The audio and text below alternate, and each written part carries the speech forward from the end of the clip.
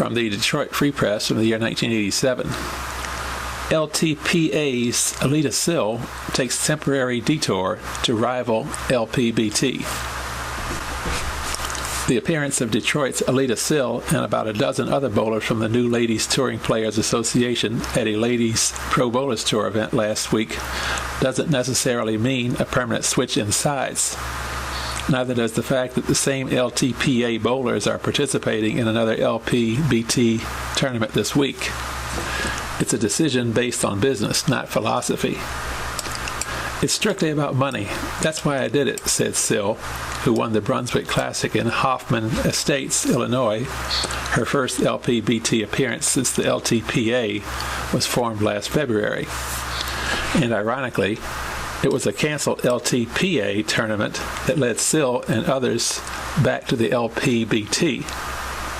The LTPA was formed last February by a group of players and ousted LPBT Commissioner Loa Boxberger when the LPBT canceled its winter tour. 3 tournaments in Florida preceding the U.S. Open in Cleveland. The new group, which attracted almost all of the top women's stars, gained momentum when it won the support of a group of proprietors in Indiana, Michigan, and New York and staged a 5-event summer tour. But the LPBT didn't fold. Right as the split was announced, the LPBT signed a contract with ESPN and went ahead with a 13-tournament summer and fall tour. The fall events have been televised live Saturday afternoons at 12:30, with the exception of this week's Rockford tournament, which will be shown Sunday at 1:30 p.m. And all are doing great in the ratings.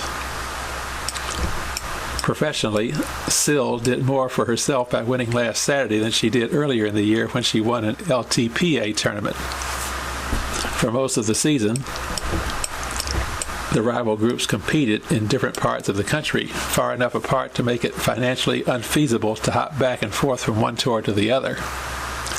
And it might have stayed that way except for the St. Louis Cardinals. 2 weeks ago, the LTPA bowled in Algonquin, Illinois.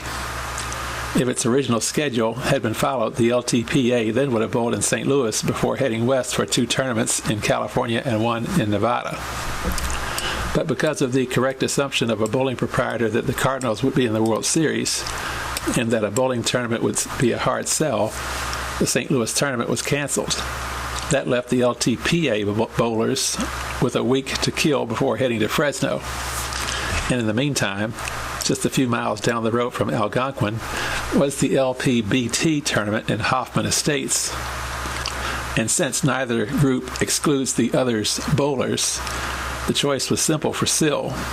Fellow Detroiters D.D. Davidson and Cheryl Daniels and other established stars such as Lori Nichols, who won an LTPA event at Satellite Bowl in Dearborn Heights, Patty Costello, and Pat Mercatanti.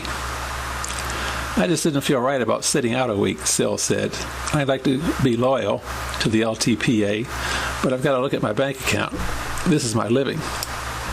And having bowled in Hoffman Estates, it made sense to follow the LPBT tour another 40 miles down the road to Rockford this week, rather than driving to California. You can't believe how much money I'm saving in travel expenses, Sill said. Now that they've gone this far, Sill and the others probably will finish the season with the LPBT, going to Denver next week, and then to Las Vegas for the $100,000 Sam's Town National Pro-Am, November 7 through 14.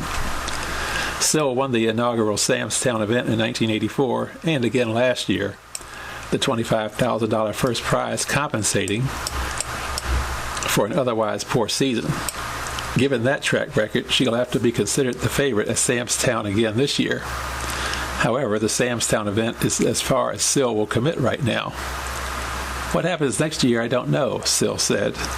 And I think the others who crossed over from the LTPA feel the same.